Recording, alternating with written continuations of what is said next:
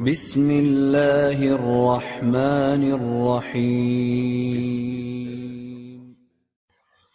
الحمد لله رب العالمين والصلاة والسلام على أشرف الأنبياء والمرسلين نبينا محمد وعلى آله وصحبه أجمعين أما بعد اللهم لا سهل إلا ما جعلته سهلا وأنت تجعل الحزن إذا شئت سهلا فسهل علينا أمورنا كلها واجعلها خالصة لوجهك الكريم حتى نلقاك بها يوم القيامة آمين آمين آمين. L'objectif de ce cours, ou de, Inch'Allah Ta'ala, cette série de cours, qui vont suivre, est d'exposer une question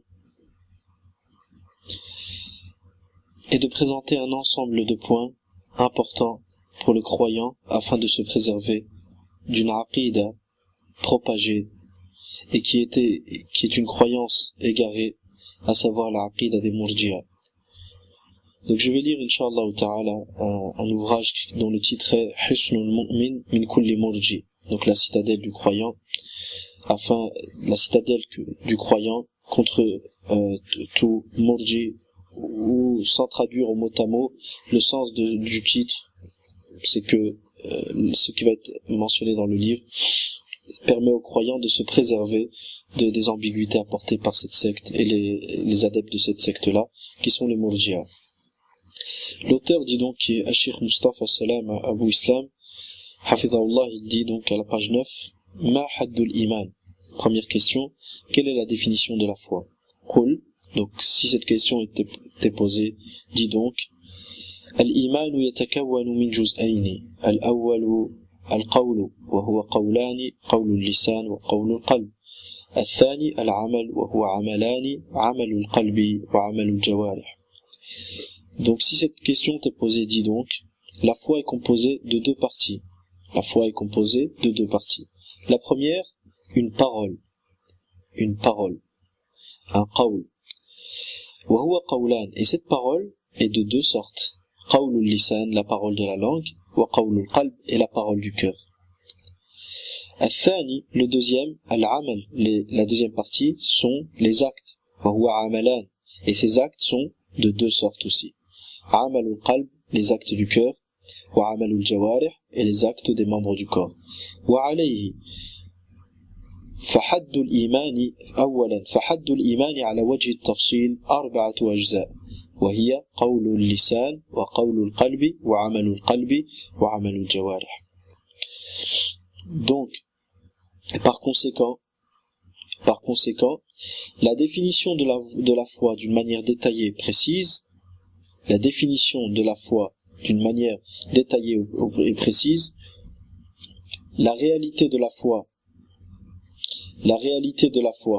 manière détaillée et précise se compose de 4 parties. Qui sont la parole de la langue, la parole du cœur, les actes de la langue, les actes du cœur et les actes des membres du corps. ثانيا والتصديق هو مجموع قول القلب هو مجموع قول القلب وعمل القلب. Et le tasdiq, l'approbation, et la foi, lorsqu'on parle de tasdiq, lorsque le terme tasdiq est employé, il englobe les paroles du cœur et les actes du cœur. Les paroles du cœur et les actes du cœur. وعليه فحد الإيمان هو قول اللسان وتصديق بالجنان قول باللسان وتصديق بالجنان وعمل بالأركان. Et de même, par conséquent, la définition de la foi est une parole par la langue, un tasdiq par le cœur. Le tasdiq est donc, comme on a vu précédemment, la parole et l'acte du cœur. La parole du cœur, c'est les convictions, comme on va voir. Et là, les actes du cœur, nous allons voir aussi leur définition. Donc, par conséquent, la définition de la foi et la limite de la foi est une parole du cœur, une parole de la langue, un tasdiq par le cœur et des actes par les membres du corps. et des actes par les membres du corps. Deuxième question. السؤال الثاني هل كل من يقول الإيمان قول وعمل يعد سنيا؟ Est-ce que tous ceux qui disent que la foi est une parole et des actes, est-ce que toute personne qui dit ça est un sunni, est une personne qui fait partie de al-sunnati wal jama'a? قل الجواب لا بل لا بد من موافقة أهل السنة في المراد. La réponse, non. Ce n'est pas toute personne qui dit que la foi est une parole et un acte, est composée de paroles et d'actes, qui fait partie d'Ahl Sunnah. Mais cette personne, pour qu'elle fasse partie d'Ahl Sunnah, elle doit être en accord avec Ahl Sunnah dans ce qu'ils ont visé lorsqu'ils ont défini la foi comme étant une parole et des actes. ألا ترى أولا أن الخوارج يقولون إن الإيمان قول وعمل. Ne vois-tu pas, par exemple, que les Khawarij disent que la foi est composée de paroles et d'actes. والمعتزلة يقولون إن الإيمان قول وعمل. Et les Mu'tazila disent aussi que la foi est composée de paroles et d'actes. ومرجئة العصر يقولون إن الإيمان قول وعمل. Et les Murji'a contemporains disent aussi que la foi est composée de paroles et d'actes. Ce que le shirk veut dire, c'est que toutes ces personnes disent que la foi, et tous ces groupes disent que la foi est composée de paroles et d'actes, et malgré ça, ils ne font pas partie d'Ahl Sunnah. Donc, il ne suffit pas de dire que la foi est composée de paroles et d'actes pour faire partie d'Ahl Sunnati wal Jama'a, mais il faut viser le même objectif qu'Ahl Sunnah wal Jama'a ont visé lorsqu'ils ont dit que la foi est composée de paroles et d'actes. Troisième question, السؤال الثالث ما مراد أهل السنة من قولهم أن الإيمان قول وعمل. Donc la troisième question, que vise et quel est l'objectif de Ahl Sunnah lorsqu'ils ont dit que la foi est composée de paroles et d'actes. الجواب قل مرادهم أولا أن القول جزء من الماهية. Donc leur objectif est premièrement que la parole est une partie de la réalité de la foi, que la parole est une partie de la réalité de la foi. ثانيا أن القول قولان قول القلب وقول اللسان. Deuxièmement, que la parole est de deux sortes. قول القلب, la parole du cœur, qu'on va voir qui est la conviction du cœur, وقول اللسان, et la parole de la langue. ثالثا, troisièmement, أن العمل جزء من الماهية, que les actes sont une partie de la réalité de la foi. رابعا أن العمل عملان, que les actes sont de deux sortes. عمل القلب وعمل الجوارح, les actes du cœur et les actes des membres du corps. خامسا, cinquièmement, أن عمل القلب وعمل الجوارح متلازمان بمعنى متى وجد عمل القلب تعين وجود عمل الجوارح. Cinquièmement, leur objectif lorsqu'ils ont dit que la foi est composée de paroles et d'actes, est aussi que les actes du cœur et les actes des membres du corps sont liés. Il y a un lien permanent. Il y a une corrélation entre les actes du cœur et les actes des membres du corps. C'est-à-dire que si l'acte du cœur est présent, forcément l'acte des membres du corps qui est lié à cet acte du cœur sera présent. L'acte des membres du corps qui est lié à cet acte du cœur et sera forcément présent si cet acte du cœur est présent. Sixièmement, أن قول القلب أصل وعمل القلب فرع عليه. Sixièmement, que les paroles du cœur sont un fondement. Les paroles du cœur, la parole du cœur, la conviction du cœur est un fondement.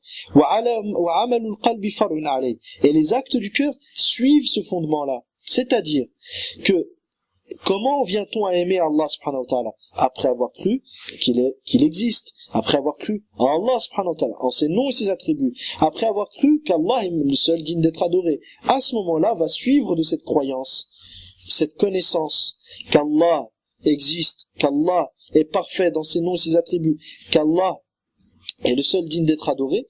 De cette connaissance-là va suivre et va apparaître l'amour d'Allah. Donc, la connaissance qui est la parole du cœur est un fondement, une base. Et sur ce fondement se construit les actes du cœur. Sur ce fondement se construit les actes du cœur, qui est l'amour, dans l'exemple que nous avons donné. Septièmement, سابعا أن مجموع قول القلب وعمل القلب أصل que cet ensemble qui est les paroles du cœur d'un côté et les actes du cœur de l'autre est un fondement.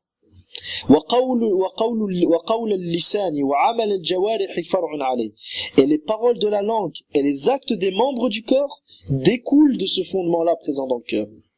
Ce fondement, qu'est-ce que c'est?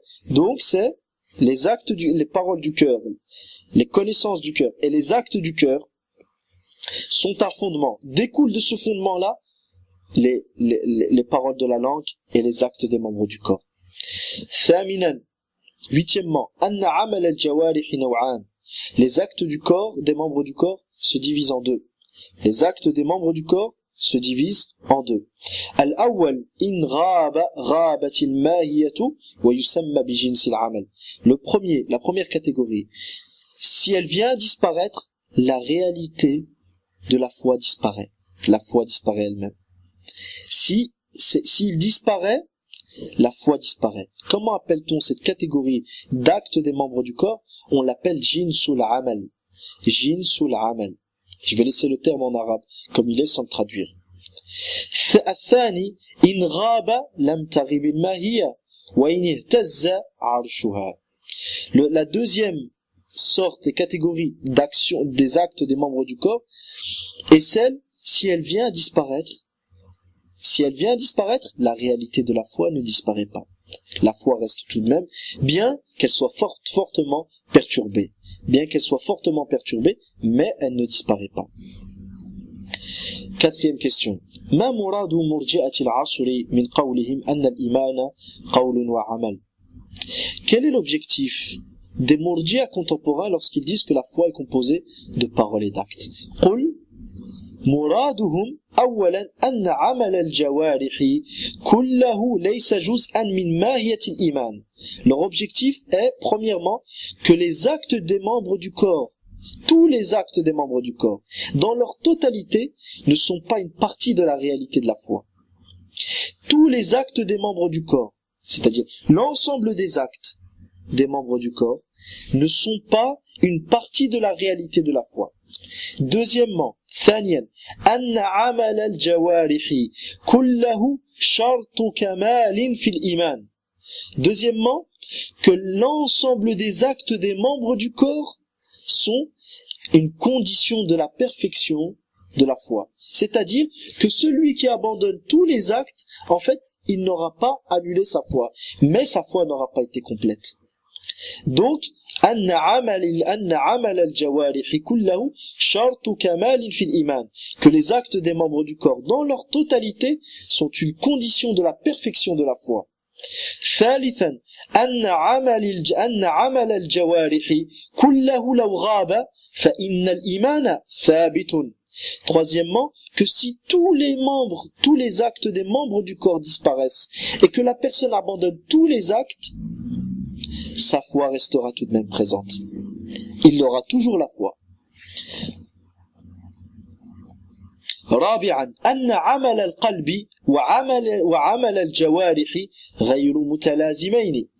Quatrièmement, que les actes du cœur et les actes des membres qu'il n'y a pas entre les actes du cœur et les actes des membres du corps de corrélation, de lien permanent.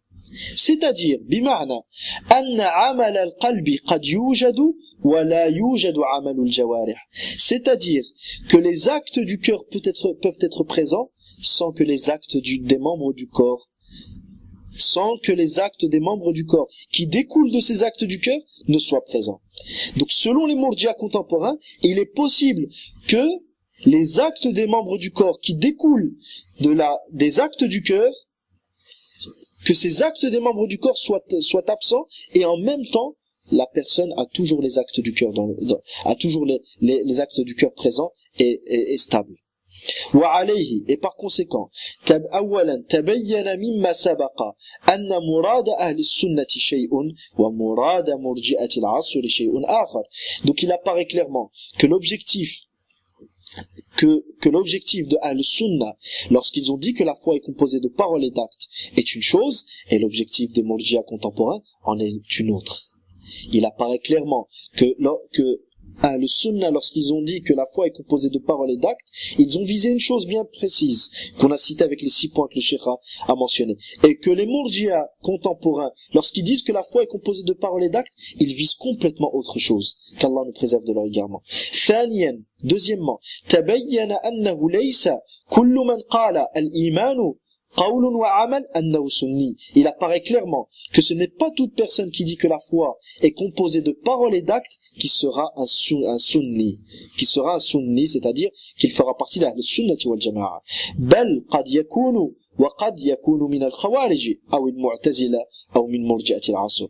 Donc cette personne peut être un sunnite réellement, mais il peut aussi être un kharijite, un khawarij ou un mu'tazila ou parmi les murji'a contemporains. Qu'Allah nous préserve de leur égarement. السؤال الخامس, 5e question. هل يعني ما سبق أن الإيمان مركب? Est-ce que ce qui a précédé signifie et veut dire que la foi est composée, c'est-à-dire qu'elle est composée de plusieurs choses? قل répond قطعا, sans aucun doute, effectivement. لأنه مجموع قول اللسان وقول القلب وعمل القلب وعمل الجوارح. Effectivement, la foi est composée. Composée de quoi? Composée d'un ensemble de, premièrement, les paroles de la langue. Deuxièmement, les paroles du cœur. Troisièmement, les actes du cœur. Quatrièmement, les actes des membres du corps. Je répète, la foi est composée. La foi est composée d'un ensemble de paroles de la langue, de paroles du cœur, d'actes du cœur et d'actes des membres du corps. السؤال السادس, هل قال أحد من السلف أن الإيمان مركب? Est-ce que l'un des anciens, des pieux prédécesseurs des salaf a dit que la foi est composée?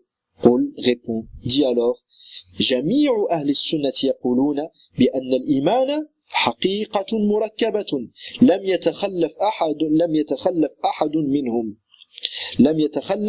منهم. Donc la réponse, l'ensemble de Ahl Sunnah, tous les membres de Ahl Sunnah wal Jama'a ont dit que la foi est une réalité, est une réalité qui est composée de plusieurs choses. L'ensemble de Ahl Sunnah ont dit que la foi est une réalité composée de plusieurs choses.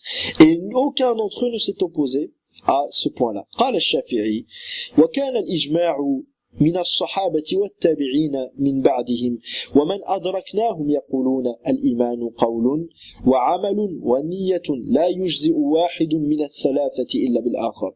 الشافعي رحمه الله تعالى a dit, et le consensus des compagnons, de leurs successeurs après eux, le consensus des compagnons et de leurs successeurs après eux, et de ceux que nous avons rencontrés, dit, donc l'ensemble de ces gens-là disent que la foi, qawlun wa amal, est composée de paroles, d'actes et d'intentions. Elle est composée de paroles, d'actes et d'intentions. Et que l'un d'entre eux sans l'autre ne pourrait être suffisant. Que l'un d'entre eux sans les deux autres ne pourrait être suffisant. Que l'un d'entre eux sans les deux autres ne pourrait être suffisant. ومعلوم أن العمل بنوعيه جزء من الإيمان عند الشافعي وكذلك القول بنوعيه. Et il est connu que les actes, que les deux sortes d'actes, il est connu que les deux formes d'actes, c'est-à-dire les actes du cœur et les actes des membres du corps, et que les paroles du cœur et les paroles de la langue, que ces deux sortes-là font partie de la foi chez l'imam Shafi'i rahimahullah ta'ala. Wa qala Abu Omar, c'est-à-dire le cheikh vise ici que lorsque Shafi'i dit que la foi selon l'ensemble des sahaba et des tabi'in et de ceux qu'il a rencontrés est composée de paroles et d'actes et d'intentions, lorsqu'il parle de paroles ici, c'est les paroles du cœur et les paroles de la langue, et les actes du cœur et les actes de la langue, les actes des membres du corps. وقال أبو عمر بن عبد البر في التمهيد المجلد 9 الصفحة 38 بعد 100 أجمع أهل الفقه والحديث على أن الإيمان قول وعمل. Et Abu Omar ibn Abd al-Barr rahimahullah, dans son ouvrage At-Tamhid, volume 9, page 238, il dit l'ensemble des gens du fiqh et du hadith se sont accordés à dire que la foi est composée de paroles et d'actes. L'ensemble des gens du fiqh et du hadith se sont accordés à dire que la foi est une parole, est composée de paroles et d'actes. Fin de citation. ومعلوم أن العمل بنوعيه جزء من الإيمان عند أبي عمر وكذلك القول بنوعيه. Et il est connu que les deux sortes d'actes, les deux formes d'actes, à savoir les actes du cœur et les actes des membres du corps, et les deux formes d'action, les deux formes de paroles, à savoir les paroles du cœur et les paroles de la langue, font partie de la foi chez Abu Omar, à savoir l'imam Ibn Abdel Barr, rahimahullah. Donc, lorsqu'il dit que l'ensemble des gens du fiqh et du hadith se sont accordés à dire que la foi est composée de paroles et d'actes, c'est-à-dire de paroles du cœur, de paroles de la langue, d'actes du cœur et d'actes des membres du corps. ثالثا وقال أبو زرعة وأبو حاتم, et l'imam Abu Zur'a et Abu Hatim, qui étaient parmi les nuqad du hadith, les plus grands savants du hadith, ils dirent أدركنا العلماء في جميع الأمصار حجازا وعراقا وشاما ويمنا فكان من مذهبهم الإيمان قول وعمل ويزيد وينقص. انظر اجتماع الجيوش الإسلامية للإمام ابن القيم رحمه الله الصفحة 100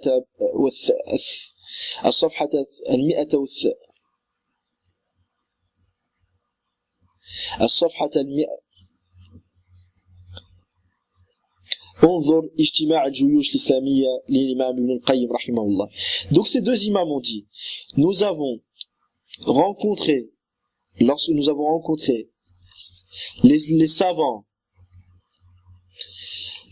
dans toutes les terres, c'est-à-dire au Hijaz, en Irak, au Sham et au Yémen, tous ces savants-là que nous avons rencontrés, leur avis et leur dogme était de dire que la foi est composée de paroles et d'actes et qu'elle augmente et diminue. Voir Ijtima' al-Juyush, l'Islamiyya d'Ibn al-Qayyim rahimahullah, page 108 et 109. ومعلوم أن العمل بنوعيه جزء من الإيمان عند أبي زرعة وأبي حاتم وكذلك القول بنوعيه. Et il est connu que pour l'imam Abu Zur'a et Abu Hatim, pour tous les deux, les actes dans les deux formes d'actes, à savoir les actes du cœur et les actes des membres du corps, et les deux formes de paroles, les paroles du cœur et les paroles des membres du corps, font partie de la foi pour ces deux imams. Donc lorsqu'ils ont dit que tous ces savants-là qu'ils ont rencontrés ont dit que la foi est composée de paroles et d'actes, ils visent les paroles du cœur, les paroles de la langue, les actes du cœur et les actes des membres du corps. وقال البخاري رحمه الله تعالى كما في فتح الباري لقيت أكثر من 1000 رجل من العلماء بالأمصار فما رأيت أحدا منهم يختلف في أن الإيمان قول وعمل ويزيد وينقص. L'imam al-Bukhari rahimahullah, comme on peut le trouver dans Fath al-Bari, volume 1, page 40, il dit, j'ai rencontré plus de 1000 savants, j'ai rencontré plus de 1000 hommes parmi les savants, et aucun d'entre eux n'avait un avis différent du fait que la foi, et aucun d'entre eux ne disait. Donc ici, l'imam al-Bukhari dans cette parole dit qu'il a rencontré plus de 1000 savants et que tous disaient que la foi est composée de paroles et d'actes et qu'elle augmente et diminue. Que la foi est composée de paroles et d'actes et qu'elle augmente et diminue. Et ومعلوم أن العمل بنوعيه جزء من الإيمان عند البخاري وكذلك القول بنوعيه. Et il est connu que pour le Bukhari, les actes sous leurs deux formes qu'on a citées précédemment, à savoir les actes du cœur, les actes des membres du corps, et les paroles du cœur et les paroles de la langue, ces deux formes-là, ces deux catégories-là font partie de la foi. Donc lorsqu'il a dit que ces 1000 savants qu'il a rencontrés disaient tous que la foi est composée de paroles et d'actes, ils visent les paroles du cœur, les paroles de la langue, les actes du cœur et les actes des membres du corps. السؤال السابع هل جاء لفظ التركيب في كلام أهل العلم? Est-ce que le terme composé, at-tarkib, a été cité dans les paroles des gens de science? Qul, répond alors, si cette question était posée, Na'am, effectivement. أولا ذكرت لك الإجماع كما سبق وأزيدك. ذكرت لك الإجماع كما سبق وأزيدك. Donc premièrement, je t'ai cité le consensus, comme tu as pu le voir précédemment, mais je ne vais pas me contenter de ça et je vais ajouter d'autres citations. قال ابن تيمية رحمه الله في مجموع الفتاوي في المجلد السابع الصفحة السابعة عشر بعد 105 قال رحمه الله وإذا كانت المركبات على نوعين بل غالبها من هذا النوع لم يصح قولهم إنه إذا زال جزءه لزم يزول الاسم إذا أمكن أن يبقى الاسم مع بقاء الجزء الباقي ومعلوم أن اسم الإيمان من هذا الباب من هذا الباب. Donc dans cette citation, on voit qu'Ibn Taymiyyah rahimahullah ta'ala parle du fait que la foi soit composée. Donc sans rentrer dans les détails à quoi il répond, parce que ça risque de nous amener à autre chose, il est à savoir ici que Ibn Taymiyyah rahimahullah parle de la composition de la foi, que la foi est composée de plusieurs choses.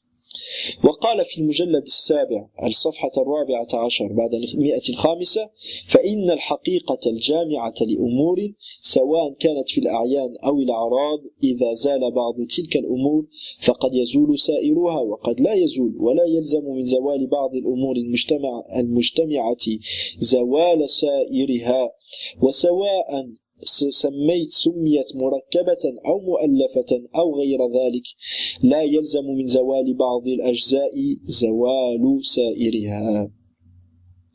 Donc ici encore Ibn Taymiyyah rahimahullah ta'ala parle du fait que la foi est composée. Il parle encore ici du fait que la foi est composée. Et il a utilisé le terme murakkaba ou mu'allafa. D'accord? Mais ici, là, en réponse à la question du cheikh, il a employé le terme murakkaba. قال ابن القيم رحمه الله في المجلد الأول الصفحة 70 من الصلاة وحكم تاركها وها هنا أصل آخر وهو أن حقيقة الإيمان مركبة من قول وعمل. Et Ibn al-Qayyim dans cette parole, il dit dans son livre La prière et le hukm de celui qui l'abandonne, il dit ici nous avons un autre fondement qui est que la réalité de la foi est composée de paroles et d'actes, وقال رحمه الله كما في الصفحة 7 بعد 100 الأولى من الفوائد قال الإيمان وراء ذلك كله والإيمان وراء ذلك كله وهو حقيقة مركبة من ثم ذكر أمورا. Donc Ibn al-Qayyim dit aussi dans son livre Al-Fawaid, volume 1, page 107, il dit la foi est au-delà de tout ceci. La foi est au-delà de tout ça, puis il dit et la foi est une réalité composée de, puis il a cité certaines choses. Et vu que ce qui nous intéresse est de savoir, est-ce que parmi les anciens, certains ont parlé du fait que la foi soit composée, donc le cheikh n'a mentionné que cette partie des paroles d'Ibn al-Qayyim. وقال رحمه الله من زاد المعاد المجلد الرابع الصفحة الرابعة بعد 100 الثالثة والصبر نصف الإيمان الصبر نصف الإيمان فإنه ماهية مركبة من صبر وشكر. Donc il dit la foi la patience est la moitié de la foi. La patience est la moitié de la foi. Car la foi est une réalité composée de patience et de shukr, de reconnaissance. Donc Ibn al-Qayyim ici parle du fait que la foi soit composée. كما قال بعض السلف الإيمان نصفان نصف صبر ونصف شكر. Comme certains salafs ont dit, la foi est composée de deux parties. La foi est composée de deux moitiés. Nisfu sabrin, une moitié de patience et une moitié de reconnaissance. Fin de citation des paroles d'Ibn al-Qayyim. وقال رحمه الله كما في مفتاح دار السعادة المجلد الأول الصفحة 56 بعد 100 الأولى فإن الإيمان فرض على كل واحد. Il dit dans Miftah Dar al-Sa'ada volume 1 page 156, il dit la foi est une obligation pour chacun. وهو ماهية مركبة من علم وعمل. Et la foi est une réalité composée de connaissance et d'action. La foi est une réalité composée de connaissance et d'actes. Entre parenthèses ici. La connaissance, c'est ça qu'on appelle les paroles du cœur. C'est ça qu'on appelle les paroles du cœur, comme on va le voir par après, Inch'Allah, dans les paroles du Cheikh. Donc je reprends la parole d'Ibn Qayyim. Il dit, et la foi est une réalité composée de connaissances et d'actes. Il est donc impossible d'imaginer la présence de la foi sans connaissance et actes. Il est impossible d'imaginer la présence de la foi sans connaissance et actes. Fin de citation des paroles d'Ibn Qayyim. السؤال الثامن, 8e question. ما حكم من قال الإيمان غير مركب? Quel est le statut de celui qui dit que la foi n'est pas composée et qu'elle est qu'une seule et même chose? Qul répond alors la réponse à cette question. يعلم وذلك بأن يقال له, celui qui dit ça, on doit lui apprendre la vérité. Comment? En lui disant أولا أن جميع أهل السنة وجميع أهل البدع إلا الجهمية ومن شابههم يقولون الإيمان مركب. Premièrement, en lui disant que l'ensemble des gens de la sunna et l'ensemble des innovateurs, sauf les jahmiya et ceux qui leur ressemblent, ont dit, tous ces gens, le sunna et même les innovateurs, sauf les jahmiya et ceux qui ont suivi leur voie, ont dit que la foi est composée. والفرق بينهما أن أهل السنة يقولون إن زوال بعضه لا يلزم منه زوال كله. La différence entre Ahl Sunna et les innovateurs, lorsqu'ils Ahl Sunna disent que la foi est composée et les innovateurs aussi disent que la foi est composée, c'est que Ahl Sunna disent que si une partie de la foi disparaît, ça ne veut pas dire que la foi disparaît dans sa totalité. وأهل البدع يقولون, et les innovateurs, quant à eux, ils disent أن زوال بعضه يلزم منه زوال كله. Les innovateurs, ils disent quoi? Ils disent si une partie de la foi disparaît totalement. Donc, Ahl Sunna disent que la foi est composée. Les innovateurs disent que la foi est composée. Mais Ahl Sunna ne disent pas que si une partie de la foi disparaît, que toute la foi disparaît. Mais les innovateurs disent que si une partie de cette composante, de ces choses qui composent la foi, disparaît, quelle que soit cette partie, la foi disparaît totalement. Deuxièmement, thaniyan, on doit aussi lui apprendre à celui qui dit que la foi n'est pas composée. On doit aussi lui dire أن الإيمان وأن الإيمان الذي هو فعل العبد مخلوق وكل مخلوق مركب فمن زعم أن أي شيء مخلوق غير مركب يستتاب هو وأمثاله. Donc la deuxième chose qui doit lui être dit, c'est que la foi est une action du serviteur. La foi, c'est une chose que le serviteur fait. Et donc, la foi, donc, la deuxième chose est que la foi, qui est une action du serviteur, est créée. Elle est créée. Et tout ce qui est créé est composé. Tout ce qui est créé est composé. Celui qui prétend qu'une chose créée n'est pas composée et qu'elle est unique, celui qui dit qu'une chose qui est créée n'est pas composée, celui-ci yustatab.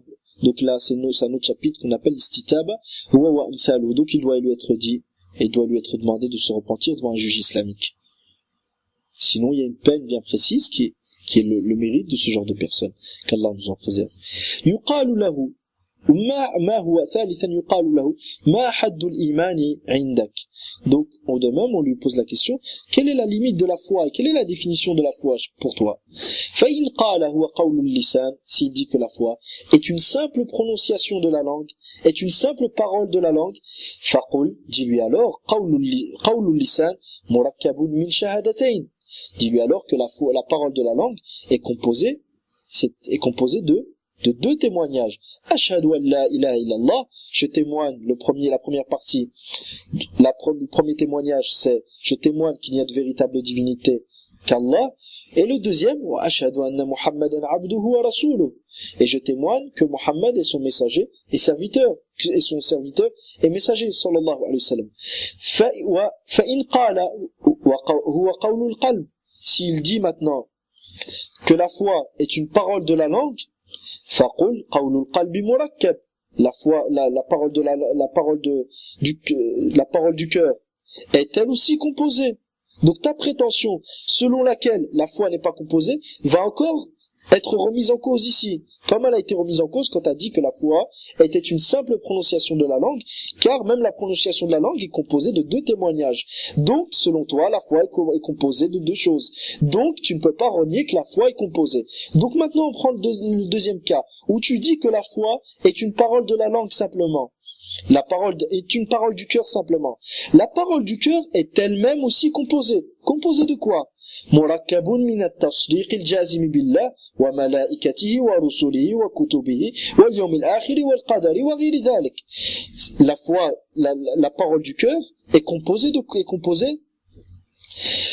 d'une certitude, d'une croyance certaine en Allah, aux anges, aux messagers, aux livres, au jour dernier, au destin et à d'autres choses. Donc, on voit encore ici que la foi est composée. Si tu dis que elle est simplement une parole du cœur, même la parole du cœur est composée de plusieurs composantes. Donc, ta prétention selon laquelle la foi n'est pas composée est remise à nouveau en question. Si quelqu'un maintenant dit, non mais la foi c'est juste une parole, une action du cœur, c'est juste l'amour la foi. Par exemple, s'il dit pas c'est juste l'amour. S'il dit la foi c'est juste des actions du cœur. فَقُلْ عَمَلُ الْقَلْبِ مُرَكَّبٌ. Les actions du cœur eux aussi sont composées. مِنْ حُبٍّ d'amour وَتَوَكُّلٍ et de confiance en Allah et de peur et d'espoir. Donc la foi, si elle est selon toi que des actes du cœur, elle se retrouve à nouveau composée. Donc ta prétention du départ, selon laquelle la foi n'est pas composée, est à nouveau remise en question. فَإِنْ تَبَيَّنَ لَكَ مَا سَبَقَ فمن باب أولى من قال إن الإيمان يتضمن هذه الثلاثة أن يقول بأن الإيمان مركب. Donc si il t'est apparu, c'est-à-dire très cher frère, très cher lecteur, s'il t'est apparu ce qui a précédé, sache donc que ceux qui disent que la foi est composée de paroles du cœur, d'actes du cœur et d'actes des membres du corps, ceux qui disent ça, d'une manière plus importante, ils vont dire que la foi est composée. C'est pas possible qu'ils disent que dans la foi, il y a des paroles et des actes, et qu'à la suite de ça, ils disent que la foi n'est pas composée. Ça, c'est pas possible. رابعا يقال لمن يقول بزيادة الإيمان ونقصانه من غير أهل السنة من أين تحدث الزيادة والنقصان إن كان الإيمان غير مركب. Et ceux parmi qui s'affilient à Ahl-Sunnah, et ceux qui ne font pas partie d'Ahl-Sunnah et qui disent tout de même que la foi augmente et diminue. Nous leur posons la question suivante. Ils disent que la foi augmente et diminue, mais qu'elle n'est pas composée. Nous leur posons la question suivante. Si la foi était une seule et même chose, elle n'était pas composée, comment pourrait-elle augmenter ou diminuer? La réponse, il n'aurait d'autre choix de répondre que en disant فلا مخلص له إلا أن يقول من زيادة الأجزاء ونقصانه. Et il n'aurait d'autre solution que de répondre que la foi, elle augmente et diminue selon l'augmentation et la diminution des composantes de cette foi-là. Donc, il se retrouve à nouveau dans une situation où il dit que la foi est composée et il ne peut plus affirmer que la foi n'est pas composée. فقل حينئذ, et à ce moment-là, dis-lui وليس التركيب إلا هذا. Lorsque t'en arriveras à ce point-là, qu'est-ce que tu diras? Dis-lui alors, lorsque je parle lorsque je dis que la foi est composée, je ne vise rien d'autre que ce qui vient de précéder et ce que tu viens de comprendre. Lorsque je dis que la foi est composée et lorsque Ahl-Sunnah dit que la foi est composée, je ne vise rien d'autre que ce qui a précédé et ce que on vient de déterminer.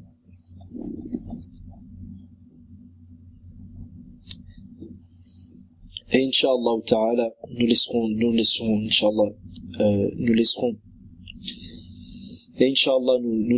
la suite des questions que le cheikh a mentionnées et le restant des points pour un prochain rappel. Wa barakallahu fikum wa nasallallahu tabaraka wa ta'ala